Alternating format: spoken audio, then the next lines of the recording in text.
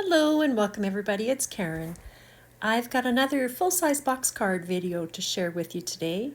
And for this one, I've been using some papers and die cuts from Paper Rose. So I wanted to take a quick minute to show you this collection because it's called Be Happy, and honestly, it makes me happy. All these little gnomes and the sunflowers are just so cheerful. I have another video coming out shortly with these little gnomes, so stay tuned for that one. But look at all the sunflowers there, and there's bees galore. There's all kinds of little honeycombs and honey. The papers are double-sided, so now these are the back side of the papers, and I just wanted to show you that little information strip there. They've gone and put striped paper. So I've actually used some of that today. I think that's a brilliant idea. So this is the back side of these papers, and they are a really good quality, fairly heavyweight paper, I would say. And some of these ones could actually be used for masculine cards, I think. Now these are the die cuts that coordinate with this paper collection. It's again full of little gnomes and honey and sunflowers and little bees. And it's such an inexpensive way to finish off a card. I've used these throughout with this box card, and they were so easy. Now, this is the sunflower border die, and I did use this. It cuts out all those little pieces, so rather than having to inlay, I embossed onto some Neenah cardstock. I think it was 80 pound, and then I Copic colored in that sunflower, spritzed it with a mix of Perfect Pearls and water, and then I have die cut this white die and overlaid that, glued that on. Okay, so this is my template for a full box card. If you've seen my videos, you've seen this before. But if you want, take a screenshot of this or pause and write down the measurements. It will make a 5 by 7 inch box card when it's folded flat, so it fits into an A7 size envelope. So here I've got a 10 1/4 inch piece of cardstock that is 5 inches tall, and I am scoring that at 1/2 inch, 2 3/4 inches,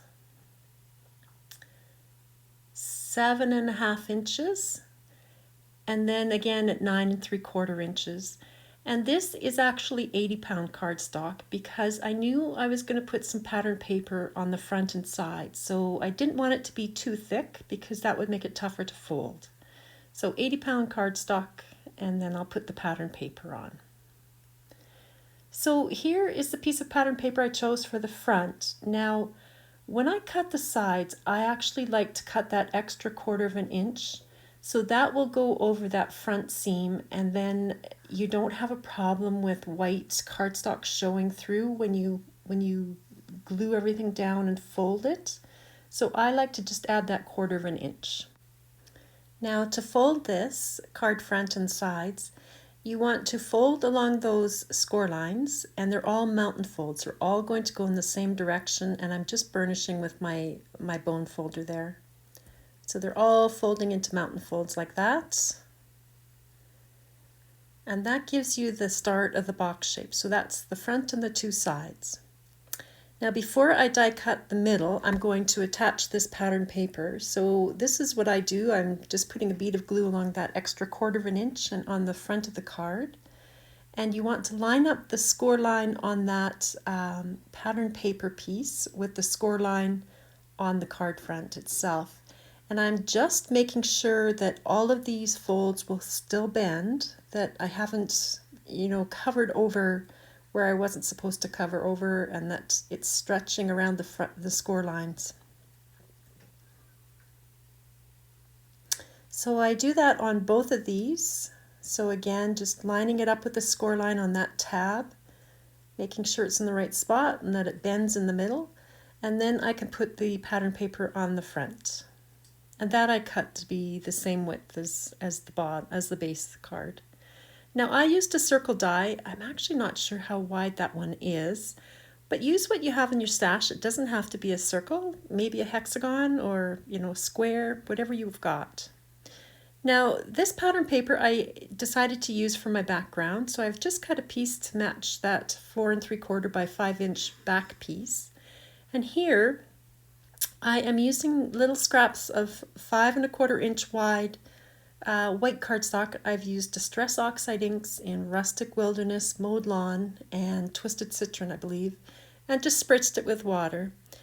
And for this one, I did a mirror image of it because rather than have finicky little pieces, I'm lazy and it's easier to just do this all on one piece. And then I knew I was going to cut a hilly border with it. So there I've put the double-sided adhesive on both of those 1/4 inch flaps, and I'm just freestyle cutting a hill. And the one on the left I knew was going to be a little bit shorter than the one on the right. So when they go in, they'll be staggered. You don't really see these hills in the end too much anyway because the gnomes and the flowers are covering it all. But again, I'm folding that under in a mountain fold and just burnishing it. Now here, I'm just trying to show you that if you want, you can leave the sides white if that doesn't bother you. They will be covered a little bit with these hillside pieces. But otherwise, I've cut some more of that sky paper. And I tend to cut this about 1/8 inch shorter or narrower than the actual side of the box card, just so it doesn't interfere with the fold.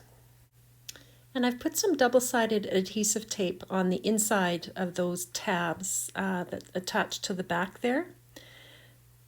Just because I prefer to have the tab attaching on the back so it doesn't show through on the front. So here, I've removed that release paper. I am lining my back up against that fold line and making sure it's even along the top and the bottom sides. And once it's there, you can just fold that tab up and over to attach that back piece. Now these cross pieces will just be staggered, and I'm just kind of looking at the staggering and how far apart to put them here.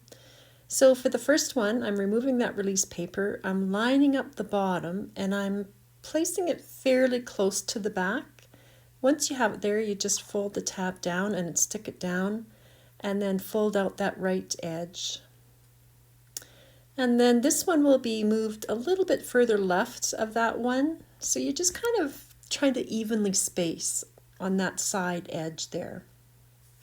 And lining up that bottom before you fold the flap down so that you know it's going to be even with the bottom. And there's the last one.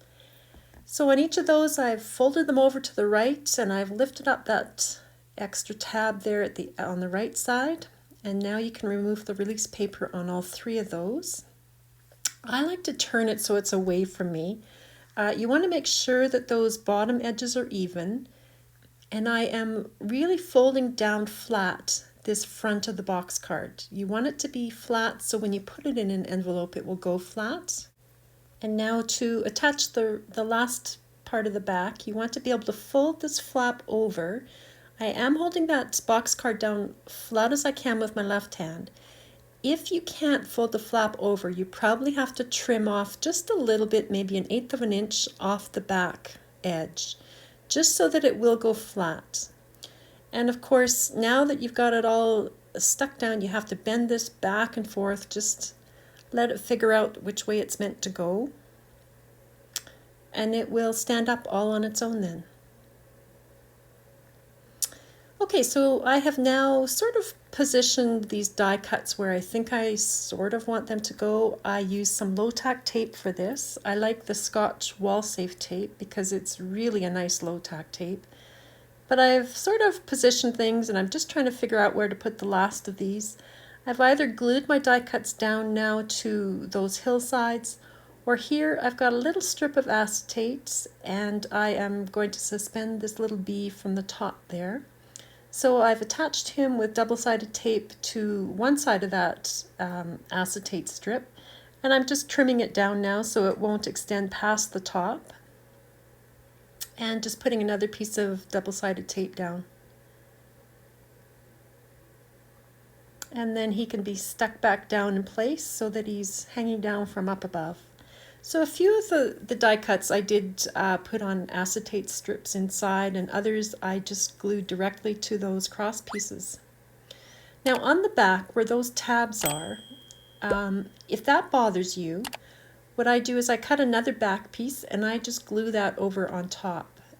If it doesn't bother you, then you don't have to do that. But I also thought after I did this video that maybe I could have cut those really nice strips of cardstock from the bottom of the papers and just covered those tabs with that. So that's another idea for you. And now I'm just adding a few die cuts on the sides, the back, and there they are, all the little bees everywhere. And that was the box card. So really, it's not that hard. You can put sentiments on the front or on the back, doesn't matter. Thank you all so much for joining me. I hope that's given you some inspiration, and I hope you'll come back next time. Thanks so much and have a great day.